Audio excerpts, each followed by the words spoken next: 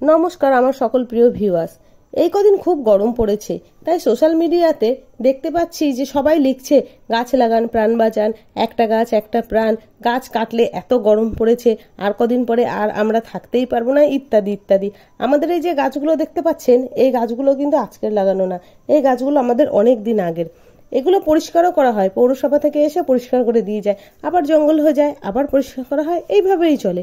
আমি বলি গরম পড়লেই সবার গাছের কথা মনে পড়ে, গাছ লাগান প্রাণ বাঁচান, কিন্তু বর্ষাকালে বা শীতকালে কেউ গাছের কথা একটুও মনে পড়ে না। গাছ বলে যে কিছু আছে কেউ সেটাই জানে না।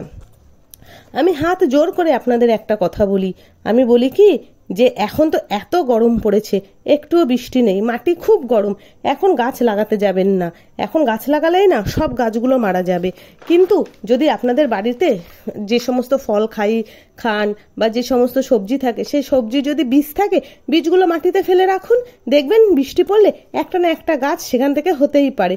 তবে হ্যাঁ, দোকান থেকে আপনারা যদি গাছ কিনে এনে টবে বসান তাহলে সেটা বসাতেই পারেন, কিন্তু তাতে কিন্তু খুব পরিমাণে খাটতে হবে। কিছু ভালো করতে গিয়ে কিছু খারাপ করবেন না, কেউর মৃত্যুর কারণ হবেন না। কেউর মৃত্যু বলতে আমি গাছগুলোর কথা বলেছি, গাছগুলোর মৃত্যুর কারণ হবেন না।